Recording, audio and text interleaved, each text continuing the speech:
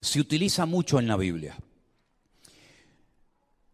El día del Señor no solamente hace referencia al día de reposo. No hay que dar demasiadas explicaciones porque la Biblia es muy clara diciendo que el día de reposo, el día del Señor, era y será por siempre el sábado. Si no, el domingo no ha sustituido al día de reposo, ni el Nuevo Testamento prohíbe la participación o digamos el cumplimiento del día de reposo, ni el domingo. Esas son historias que se han dicho a lo largo de la historia, valga la redundancia. El día del Señor, el día de reposo es el sábado y ya está, no hay vuelta de hojas. Cómo se celebra o cómo no se celebra, eso es otro tema. Pero la expresión el día del Señor, yo la quiero utilizar en esta tarde desde el punto de vista escatológico. Es decir, cuando la Biblia habla del día del Señor, habla de una manifestación, de un día particular, donde el Señor Jesucristo vendrá y donde se cumplirán cientos de profecías que están dormidas, que no muertas. Pero antes de que venga ese gran día del Señor, esa manifestación mundial de la gloria del Señor, tienen que suceder una serie de cosas. Y nosotros, los cristianos actuales, no podemos ignorar cuáles son las señales o las cosas, los acontecimientos que tienen que ocurrir antes del día del Señor. Porque por ignorar, por no conocer o por mal interpretar los tiempos, la iglesia de los hermanos en Tesalónica lo estaban pasando francamente mal. Porque ellos creían que la gran tribulación ya había comenzado. Y lo que llamamos o conocemos con el nombre del anticristo, el inicuo, el hombre de pecado o el hijo de perdición, ya estaba manifestándose en aquel tiempo.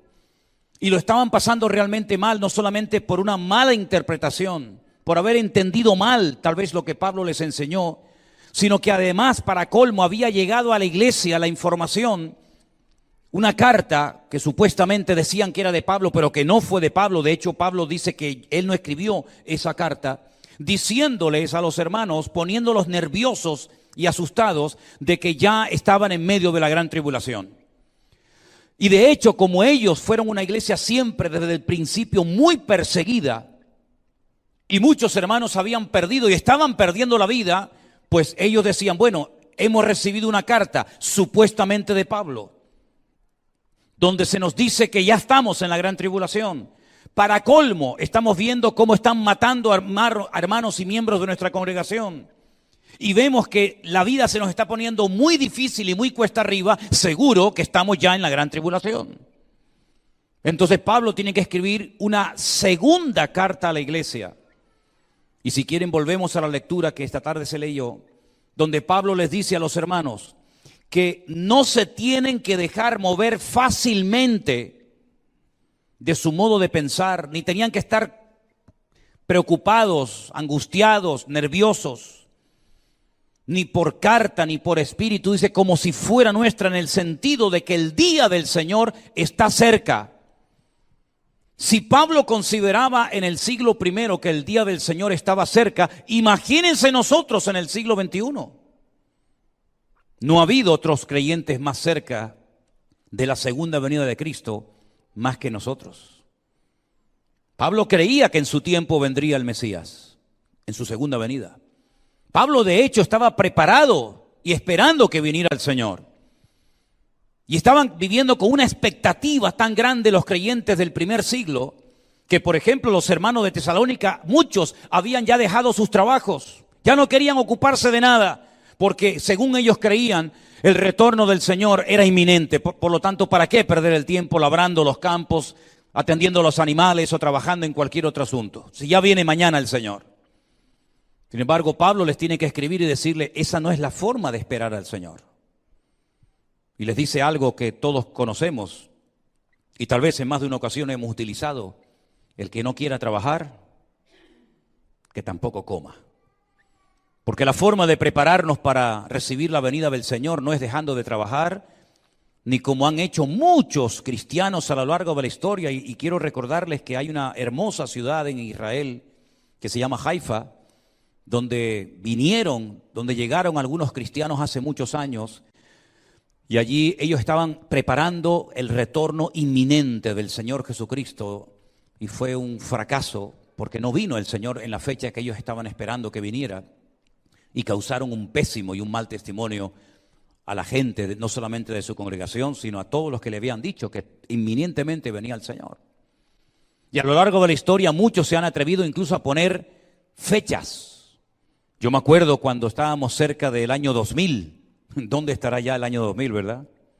El miedo que había en el mundo, ¿no? Que iba a venir el fin del mundo, que los ordenadores se iban a volver locos. Incluso decían que Cristo iba a venir en el año 2000 y que iba a ser un caos el mundo y aviones iban a chocar y barcos se iban a hundir y iba a haber todo tipo de tragedias.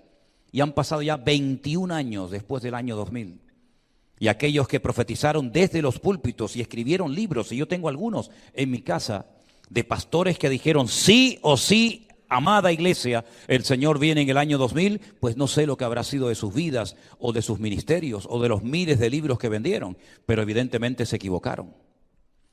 Y los tesalonicenses estaban en un nerviosismo, en una preocupación constante y permanente, hasta el punto que, como les acabo de decir, ya muchos no querían trabajar y estaban preocupados porque veían que los acontecimientos se parecían mucho a lo que les había enseñado sin lugar a dudas Pablo acerca de los últimos tiempos. Y Pablo les tiene que decir: hermanos, yo simplemente quiero recordarles algunas cosas que ustedes las oyeron cuando yo estuve entre vosotros. Y dice lo siguiente Pablo: que nadie se atreva a engañarles de ninguna manera, porque el día del Señor, sí, la segunda venida del Señor no vendrá sin que antes venga la apostasía y se manifieste el hombre de pecado, el hijo de perdición. Son dos datos muy importantes. Es una información muy importante que tenemos que tener presente hoy en día, más que nunca los cristianos. Porque ¿quién no está esperando al Señor? ¿Quién no quiere que venga el Señor? ¿Quién no cree en la segunda venida de Cristo? Todos los cristianos evangélicos del mundo estamos de acuerdo en que el Señor Jesucristo volverá otra vez. Amén, hermanos. Le puedes preguntar a un bautista, a un luterano, a un presbiteriano, a un católico incluso, en cualquier iglesia, en cualquier denominación, preguntas: ¿ustedes creen, tienen en su lista de doctrinas fundamentales que ustedes creen en el retorno, en la segunda venida del Señor? Y todos te van a decir: sí, creemos que Cristo vendrá. Todo el mundo lo cree. Hay opiniones que si vendrá antes de la tribulación, durante o después, ese es otro tema. Pero no hay ni un cristiano coherente, centrado en la palabra de Dios, que niegue este hecho, esta doctrina fundamental de los cristianos. Pero Pablo dice aquí: el Señor va a venir, esa manifestación, esa parusía de Cristo, esa manifestación visible, palpable, notoria, se va a producir, pero primero tiene que ocurrir la apostasía. Y la pregunta es: ¿y qué es eso? ¿Qué es la apostasía? ¿Habrá empezado ya la apostasía? Podríamos utilizar diferentes sinónimos o diferentes adjetivos para definir lo que es la apostasía. Realmente apostatar significa dejar de, apartarme de. Si alguien forma parte de un partido político y se cambia, se va a otro o lo deja, podríamos utilizar el término que es un apóstata de ese partido, si se ha marchado y se ha ido a otro o a ninguno.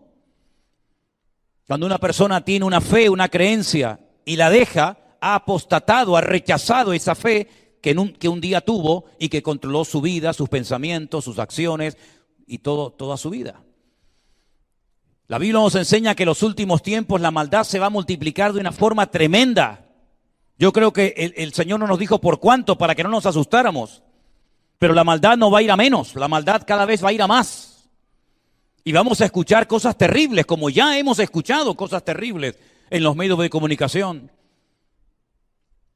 Pero la apostasía es el abandono de la fe de muchísimas personas. Es la anarquía espiritual. Es el no querer someterse, el no querer reconocer la existencia de Dios. Es el no querer reconocer que la Biblia es la palabra de Dios. Es abandonar los principios morales y espirituales de la Biblia. ¿Habéis leído alguno de vosotros ese libro que se escribió en el siglo XIX del famoso Nietzsche, el filósofo alemán, aunque era de origen judío, titulado El Anticristo? ¿Nadie ha leído ese libro?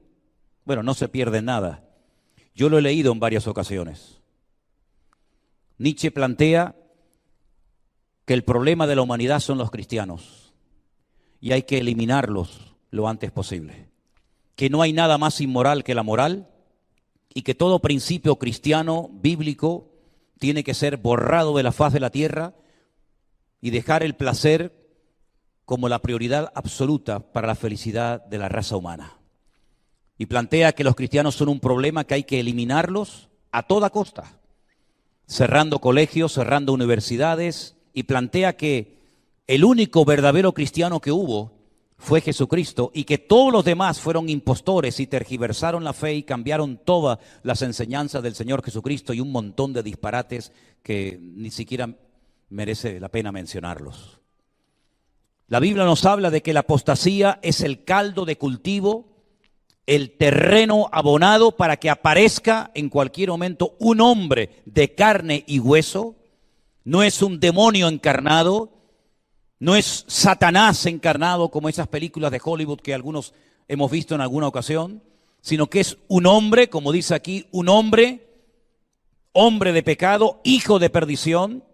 Es una persona que tiene padre, madre, familia, documentación, huellas digitales, altura, peso, medida. Es un ser humano que aglutinará alrededor de sí el poder militar y económico más grande que jamás en la historia ningún ser humano ha soñado tener. Millones y millones de personas de otras naciones terminarán adorándolo, no solamente creyendo en su eslogan, no solamente creyendo en sus planes políticos, sino que terminarán adorándolo. Y la Biblia incluso va más allá. Dice incluso que se le levantará, se le fabricará una especie de imagen, de estatua, y que la pondrán nada más y nada menos que en el mismísimo templo de la ciudad santa de Jerusalén. Y hará que todos los habitantes del mundo se postren y adoren a esa imagen. Si ustedes piensan que esto suena a ciencia ficción, si ustedes piensan que esto era algo que ocurría, por ejemplo, en la época de Babilonia, cuando el rey Nabucodonosor mandó a construir una imagen de oro y ordenó que todo el mundo se postrara ante ella y el que no lo hiciera sería arrojado a un horno de fuego. Si alguien piensa que eso no puede ocurrir hoy en día, te equivocas rotundamente. No hay que mirar muy lejos, solamente a Corea del Norte, donde hay estatuas gigantes de hombres ante los cuales todas las mañanas las personas tienen que hacer reverencia y postrarse ante esas imágenes en señal no solamente de respeto, sino de adoración, lo que se llama la egolatría, adorar al hombre en vez de al Creador. Y esto no es algo del siglo pasado, esto es algo que ocurre actualmente en un país llamado Corea del Norte. Y en los últimos tiempos la Biblia dice que este hombre, que no es un ateo, el anticristo no va a potenciar el ateísmo. El anticristo lo que va a hacer es potenciar que lo adoren y lo reverencien a él, porque él no es un ateo, él sabe que Dios existe, pero no quiere que la humanidad adore a Dios, honre a Dios, sirva al Señor, sino que lo adoren y lo honren a él. Y entonces ponen su estatua en el templo de Jerusalén, como ya los griegos pusieron una estatua en el lugar santísimo, el famoso Antíoco Epifanes, y pidió que se le adorara, y también otros ídolos, ¿verdad? Sino que además este hombre marcará a la gente como si fueran auténticos animales.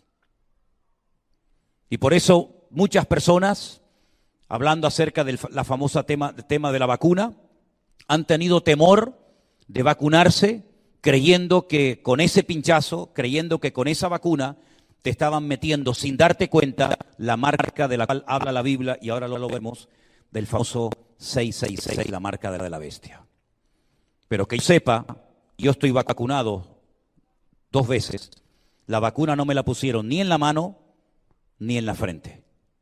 Y la Biblia dice que la marca que se pondrá, esa especie de microchip en las personas que en aquel tiempo vivan, se les pondrá en la frente o se les pondrá en la mano.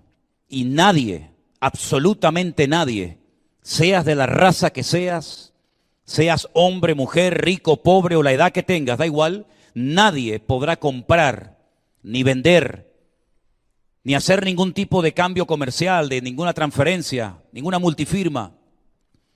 Nadie podrá hacer uso de su dinero, de su sueldo, ni cobrarlo, ni usarlo, si no llevas la marca en tu cuerpo. Pero repito, esta vacuna no tiene absolutamente nada que ver con lo que estamos hablando. En primer lugar, porque la Biblia nos enseña que es algo que va a ocurrir en un periodo cuando se manifieste el anticristo. Y por cierto, dicho sea de paso, aún este señor, este personaje, no se ha manifestado. Repito, es un hombre de carne y hueso, es una persona que busca adoración y es una persona que hará todo lo posible por apropiarse de Israel y aglutinará a millones de personas a su alrededor, soldados, armamento sofisticado, armamento nuclear que se utilizará en los últimos tiempos. Lean Zacarías capítulo 14, por ejemplo. Y atacará a Israel y morirá en uno de los montes muy cerca, llegando a la ciudad de Jerusalén. Y allí se le dará sepultura. Y algunos se preguntarán, ¿cómo a un ser tan perverso y maligno se le permite darle sepultura nada más y nada menos que en uno de los montes de Jerusalén? Bueno, eso tiene que ver con los hijos de Noé. La Biblia nos enseña que los hijos de Noé vieron borracho y desnudo a su padre. Sobre todo Can dice que se burló de su padre. Pero Jafet caminó de espaldas, cubrió la desnudez de su padre. Y algunos creen que por un detalle, por la descendencia de Jafet, se le permite a este hombre darle cobertura o darle sepultura. Pero sea como sea, es un perverso que atacará toda religión, aunque él recibirá el apoyo incondicional por un tiempo aparentemente, de una macro institución religiosa cuya sede está en la ciudad de Roma. Nosotros justamente el martes y el miércoles estaremos en esa ciudad, en la ciudad imperial de Roma. Y dice la Biblia que los miembros de esa mega estructura religiosa visten sus altos gerifaltes de púrpura. En momentos puntuales de la historia se han embriagado con la sangre de los santos, de los mártires, y se adornan con todo tipo de piedras preciosas, de oro, de perlas, etcétera, etcétera. El que tiene oídos para oír, que oiga, porque aquí hay sabiduría, como dice la palabra. La única manera de poder controlar la economía mundial, la única manera de poder controlar a las personas es marcándolos como animales. Y hoy en día existe la tecnología, no hoy en día, ya hace años, pero hoy en día más que nunca, existe la tecnología para poder saber dónde estás en todo momento, qué compras, qué hablas, qué dices. Quiero que vengan conmigo al último libro de la Biblia, al capítulo 13 del libro de Apocalipsis, donde se nos describe a este personaje que aquí Juan lo llama la bestia. Es como un animal, es una bestia, es un animal. Y el apoyo de otro personaje, más bien con una connotación religiosa, llamado el falso predicador, el falso exponente del evangelio, o el falso profeta, como es más bien conocido.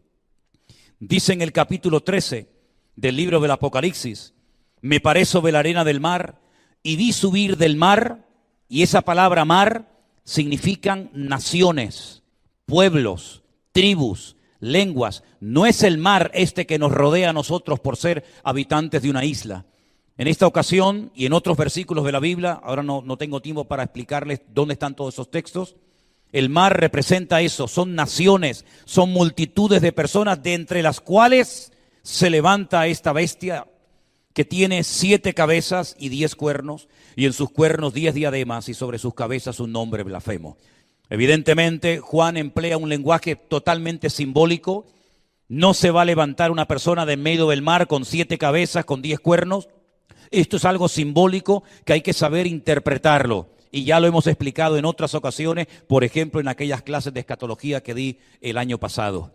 Las cabezas en el panorama escatológico, profético de Dios, representan siempre imperios. Recuerden, cabezas son imperios, cuernos son naciones o pueblos.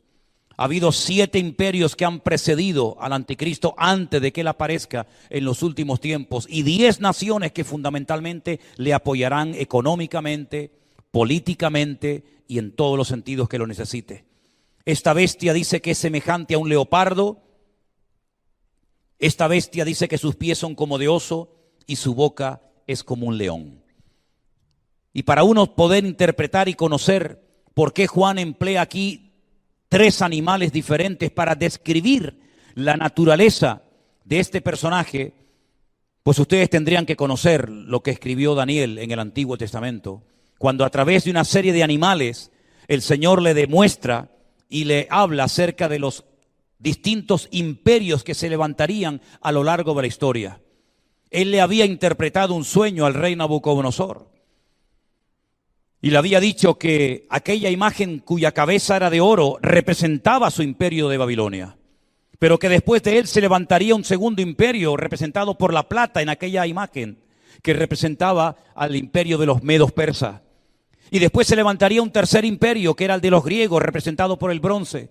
Y finalmente un cuarto imperio que es el de Roma, representado por el hierro. Aunque algo que la Biblia dice en el libro de Daniel es que los pies de esa estatua eran mitad de hierro y mitad de barro. Y cuando él interpreta el sueño al rey Nabucodonosor, dice que así como el hierro con el barro no pega, no se puede mezclar. Eso habla de la fortaleza y de la debilidad de algunas naciones que intentarán unirse para apoyar al anticristo. Y las 2 piernas nos hablan de los distintos continentes sobre los cuales está parada esta imagen y de la cual surgirá ese imperio que es el del anticristo, que lógicamente tendrá fin.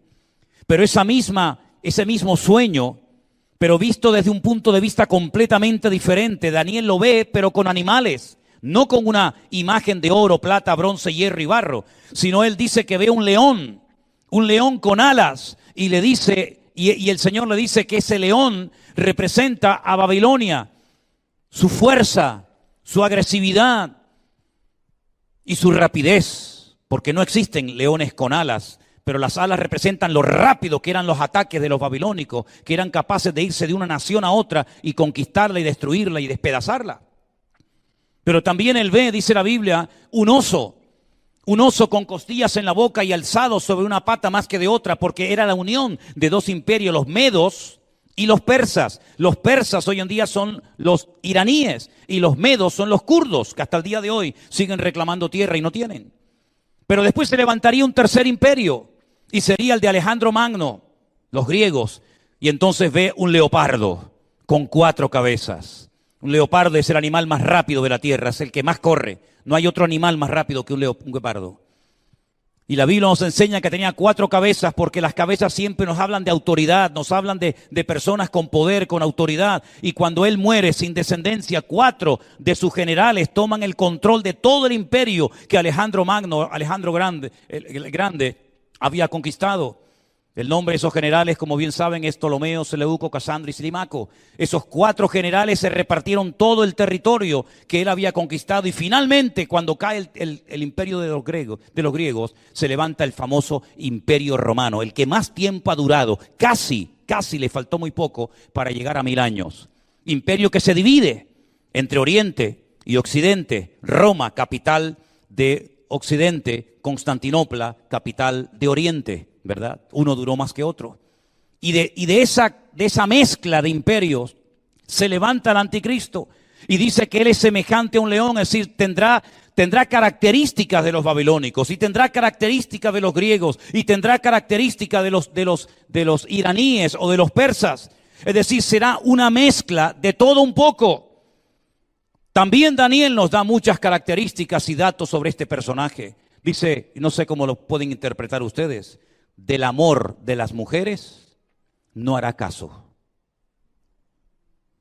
Interprétenlo como quieran, pero sí nos dice que pasará olímpicamente de las mujeres, y que del Dios de sus padres, al Dios de sus padres no le dará culto, sino que adorará al Dios de las fortalezas. Y el único libro en el Antiguo Testamento que hay parte en hebreo y parte en arameo es el libro de Daniel. Y esa porción del libro de Daniel, donde dice que él renuncia al Dios de sus padres, él es un apóstata. Conoció al Dios vivo y verdadero, por lo menos en la teoría, pero lo rechaza, ¿verdad? Y dice que adora a Alá Maozín, al Dios de la guerra. Eso lo dice en el libro de Daniel, en el texto arameo del libro. Alá Maozín, el Dios de la guerra. Ese es el Dios al cual él adorará. Tiene poder económico, tiene poder militar y tiene todo el respaldo de Satanás. Tiene todo el respaldo del infierno. Y uno se pregunta, ¿y cómo podremos nosotros reconocer a ese personaje? ¿Tendremos la oportunidad de verlo en televisión? ¿Saldrá algún día en televisión y nosotros los cristianos podremos reconocerlo? Bueno, la Biblia no nos dice el nombre de este personaje, pero sí nos dice el valor numérico de su nombre. Lo hemos explicado en otras muchas ocasiones, que los nombres en griego y en hebreo, las letras equivalen a números y los números equivalen a letras, porque son idiomas alfanuméricos. Y dice Juan, aquí hay sabiduría, el que lee entienda que el nombre o el número de la bestia o de este personaje nos da la cifra de 666. Es verdad que ha habido otros personajes terribles a lo largo de la historia que también coincidían su valor numérico con la cifra 666, pero ha muerto y nunca lo colocaron su estatua en el templo de Jerusalén.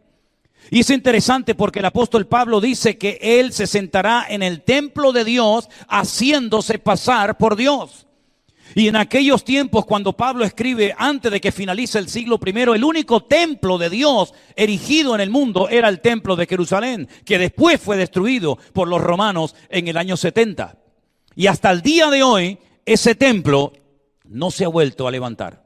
Todos los días, miles y miles de judíos, millones de judíos, en todas partes del mundo, oran, piden con toda su alma y con todo su corazón que el tercer templo de Jerusalén sea reconstruido para volver otra vez con sus sacrificios, con sus ofrendas, para que los levitas, los sacerdotes, vuelvan otra vez a oficiar en ese templo. Pero la cruda realidad es que hoy por hoy en ese lugar no hay templo, hay una mezquita musulmana llamada la mezquita de Omar, cuya cúpula es, algunos dicen que de oro, y que cubre una piedra enorme que la consideran el centro, el ombligo del mundo, desde donde Dios creó el jardín del Edén y creó todo el universo, y piedra sobre la cual el patriarca Abraham subió a ese monte Moriah y puso a su hijo Isaac atado para sacrificarlo.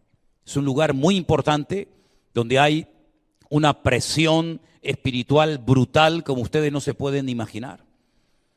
Y en ese lugar, que no existe hoy en día, dice la Biblia en los últimos tiempos, que se pondrá una imagen, una estatua, para que el mundo entero adore a este personaje que lo conocemos como el falso, el anticristo, el hombre de pecado, el hijo de perdición, el inicuo, y también Daniel lo llama, por si alguna vez leen ese pasaje, el cuerno pequeño, porque dice que un cuerno pequeño surge de entre una serie de cuernos y se hace grande y vence a algunos, los derrota, los humilla, y ese cuerno pequeño habla blasfemias en contra de Dios y va y le hace la guerra a los santos y durante un tiempo logra conquistarlos y vencerlos. Y dice, y aquí está la paciencia de los santos.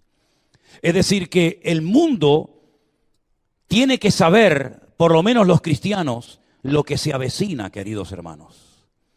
Nosotros, por supuesto, tenemos la plena confianza y nuestra fe absoluta y completa que nuestro Dios es el que tiene todo el control de toda la historia de la humanidad, del pasado, del presente y del futuro. Pero eso no significa de que nosotros tenemos que estar con la cabeza escondida bajo tierra o asustados o temerosos como estaban los hermanos de la iglesia de Tesalónica porque habían malinterpretado lo que el apóstol Pablo les había enseñado. En otras palabras, hermanos de Tesalónica, creyentes de toda la historia de la humanidad, estamos esperando al Señor Jesucristo que venga, pero no va a venir hasta que se manifieste la apostasía y el hombre de pecado, y hasta que esas dos cosas no sean notorias y evidentes, de tal manera que podamos decir con la boca bien llena: ya está el anticristo, ya se ha manifestado el anticristo, ya está la apostasía en el mundo, Cristo no va a poder venir. Por eso, ¿cuántas veces se han dicho cosas como diciendo: el Señor puede venir ahora mismo? Yo les voy a demostrar en esta noche, a las 8:15 de la noche en las Islas Canarias, que cuando termine el culto de hoy, el Señor Jesucristo no ha venido. Si termina el culto y nos vemos allá en la gloria, porque vino el Señor, allá arriba tendré que pedirles perdón. Pero les demostraré en esta tarde, de una forma contundente y clara, que cuando termine esta reunión y cantemos la última alabanza y probablemente recojamos la ofrenda, todavía estaremos aquí en esta iglesia y el Señor no habrá venido. ¿Me entienden lo que les dije? Porque el Señor Jesucristo dijo que el día y la hora nadie lo sabe, pero Él dejó una serie de señales. Y conociendo las señales de los tiempos, siendo entendidos en las señales de los tiempos, podemos saber cuánto tiempo falta para que retorne el Señor. Y todavía quedan algunos detalles, no muchos, pero todavía quedan algunos detalles muy importantes para poder decir: ahora puede venir el Señor si quisiera, pero hoy no va a venir el Señor. Y ustedes dirán: ¿y hermano, y si viene? Bueno, pues si viene no pasa nada, nos vemos allá arriba. Amén, hermanos. Nos vemos allí, no se preocupen. Pero hoy no va a venir el Señor. Para que lo sepan. Tenemos hasta que nos marchemos unas cuantas horas para poder comprobarlo. Y si no, mañana por la mañana, cuando te levantes, tocas así, a veces estás en la cama, o tocas las alas de un ángel y has llegado a la presencia del Señor. Queridos hermanos, ¿por qué el apóstol Pablo hablaba con tal contundencia, con tal claridad? Para que los creyentes no fueran ignorantes. Es que es increíble la ignorancia tan grande que hay en el mundo cristiano evangélico acerca de las Escrituras. Antes no se leía porque estaba prohibida y condenaban incluso a muerte a personas por leer las Sagradas Escrituras. Y ahora que tenemos toda la libertad del mundo, docenas y docenas de versiones, todas las Biblias del mundo que queramos tener en nuestro poder, incluso hasta en el teléfono, en la tablet, en el ordenador, en la pantalla de la iglesia, ahora hay muchos que tampoco la leen y estudian las Sagradas Escrituras. Cuando la Biblia dice que las Sagradas Escrituras dan testimonio del Señor Jesucristo. ¿Cuántos dicen amén? Es nuestra obligación, es nuestro deber saber en qué momento de la historia nos encontramos. Es interesante notar, y quiero ponerles algunos ejemplos para que vean lo rápido que actúa el Señor y lo rápido que también tenemos que actuar nosotros en momentos puntuales. Cuando el Señor le comunica a su amigo Abraham y le dice: voy a destruir las ciudades de Sodoma y de Gomorra. Ya Dios lo había decretado, ya era un hecho que nadie podía impedir que Sodoma y Gomorra fueran borradas de la faz de la tierra. Abraham le dice al Señor: pero un momento, ¿cómo vas a destruir Sodoma y Gomorra? Y si en ella viven 50 justos, tú no puedes destruir una ciudad estando los justos dentro. Y el Señor le dijo: si hay 50, no la voy a destruir. Entonces Abraham se dio cuenta de que si el Señor le había comunicado que iba a destruir Sodoma y Gomorra, puede ser es que no hubiera 50, tal vez había 45 o 40 o 35 o 30, y así va bajando hasta que al final Abraham se da cuenta de que en esa ciudad no hay ninguna posibilidad de escapar con vida, a menos que huyas de ella. ¿Cuántas personas se salvaron de Sodoma y Gomorra? Había miles de personas viviendo en aquel lugar. Estaba, por ejemplo, Lot, casado con su esposa, con 2 hijas. Sus hijas estaban de novia con personas de Sodoma y Gomorra, pero ¿cuántos lograron salvarse? La mujer de Lot miró atrás y se quedó convertida en estatua de sal, luego no se salvó. Salió Lot y sus 2 hijas, la mayor y la menor. Todos los demás perecieron. ¿Cómo el Señor le reveló a Abraham y también a Lot que era el momento de huir?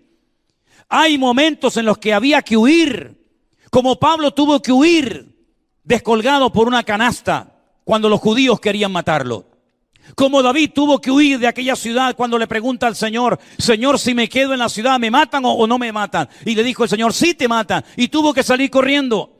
Era el momento en el que no tenía que dejar su mueble, su casa, todo, y salir corriendo para salvar su vida. Cuando el Señor le reveló antes a Noé que iba a mandar el diluvio, ¿qué hizo Noé para no perecer en el diluvio? Él, sus hijos, sus esposas, se preparó, construyó un arca durante muchos años, y cuando vino el diluvio, y fue una catástrofe mundial, un tsunami brutal que abarcó todas las naciones de la tierra, este hombre se salvó junto con toda su familia. ¿Por qué? Porque se había preparado. ¿Qué nos dice el Señor a nosotros hoy en día? Velad y orad para que aquel día no sorprenda como ladrón en la noche. La parábola de las 10 vírgenes.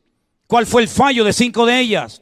Que la Biblia las llama las imprudentes, las insensatas, que no llevaron aceite de repuesto. No estaban preparadas. Se quedaron dormidas y cuando se despertaron era demasiado tarde y no pudieron entrar en la boda que representa la comunión con el Señor. La iglesia no puede estar dormida ante las realidades, ante los cambios políticos, económicos y sociales que el mundo va a experimentar en breve. La iglesia tiene que estar alerta. La iglesia no puede estar anestesiada por las cosas que este mundo nos ofrece a diario. El creyente tiene que estar pendiente de por dónde van los tiros. Permíteme que le recuerde una vez más el ejemplo de Daniel en Babilonia. Dice que él leía atentamente en los libros. ¿Qué es lo que leía? Que el tiempo se acortaba. El profeta Jeremías había profetizado que estarían en Babilonia 70 años cautivos, ni uno más, ni uno menos. Y Daniel sabía que quedaba poco tiempo. Algunos calculan que estaría por el 68 o 69 o tal vez ya picando el 70 cuando Daniel comienza a orar y a clamar al Señor y a pedir perdón por los pecados de la nación. Porque él dice que leía atentamente en los libros, las profecías de Jeremías y sabía que el tiempo se acortaba. Por eso dice la Biblia que los profetas buscaban y estudiaban diligentemente en los tiempos, ¿verdad? ¿Dónde estaría el Mesías? Si había nacido, si no había nacido, si era este, si era aquel. Cuando vino el cumplimiento del tiempo, Cristo vino, es como si Dios tuviera una especie de gran agenda, donde va agendando todos los acontecimientos mundiales y donde la iglesia entra y tiene que tomar parte activa de todo lo que está sucediendo. El papel que jugamos tú y yo hoy en día en la sociedad, hermanos, es tremendamente importante. Porque tenemos un mensaje que puede salvar millones de vidas. Tenemos un mensaje que darle al mundo que nadie lo va a dar si tú no lo das. Por eso la Biblia dice que tenemos que predicar la palabra a tiempo y fuera de tiempo. Porque vendrán momentos, y estamos ya en esos momentos, en los que se amontonan.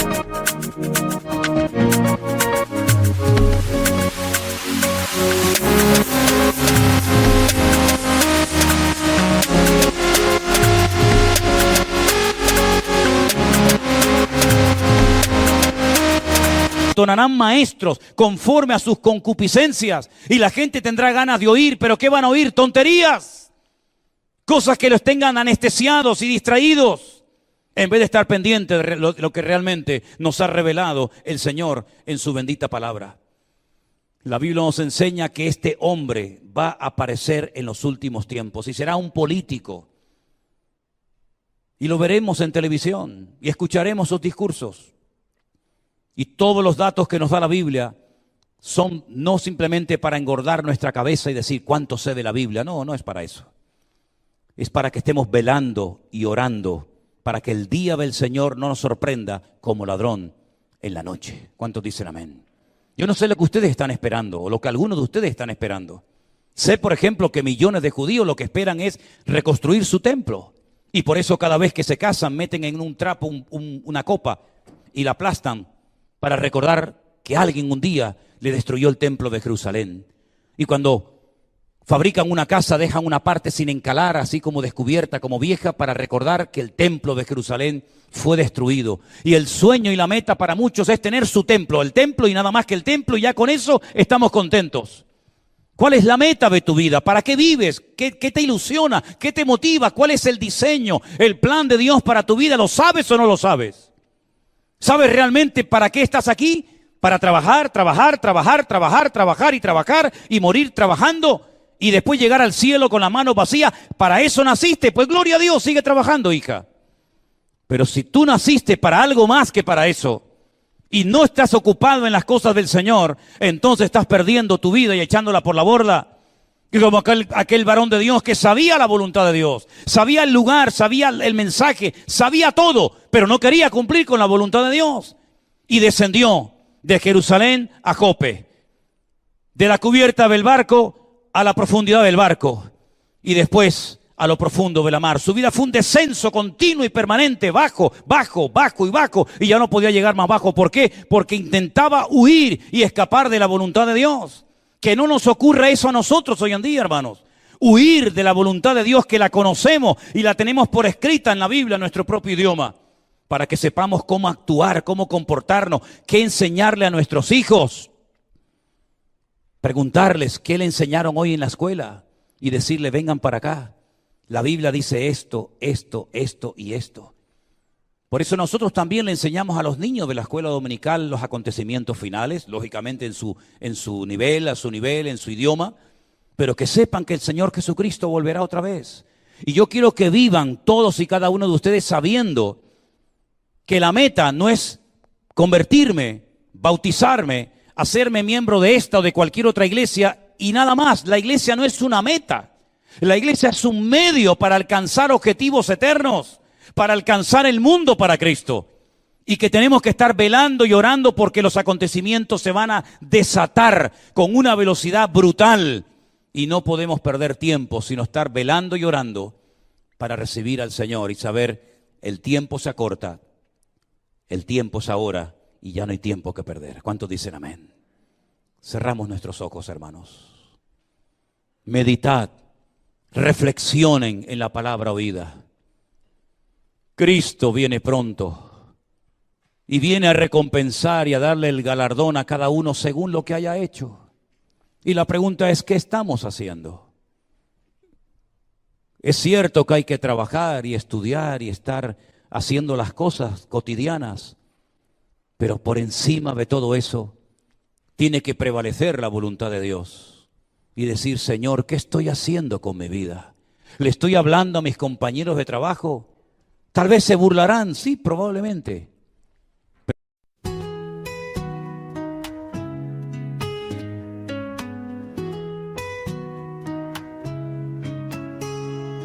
Incorporate rhythmic bass lines and gentle drumming to establish a groove while adding horns and strings to enhance the depths and richness of the sound. Focus on crafting a relatable and uplifting message that resonates with listeners, inviting them into an intimate and warm musical experience. Incorporate with a relaxed yet engaging rhythm.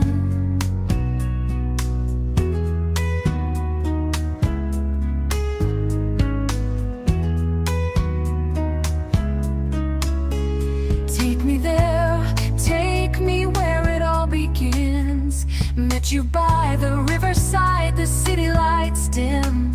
You had that look like you knew where I'd been. You asked me who's in your heart tonight, but I smiled back, staying out of sight. You're my anchor, my flame, lighting up shadows, calling my name. But every glance has its cost. In this game, someone's bound to get lost. I'm treading water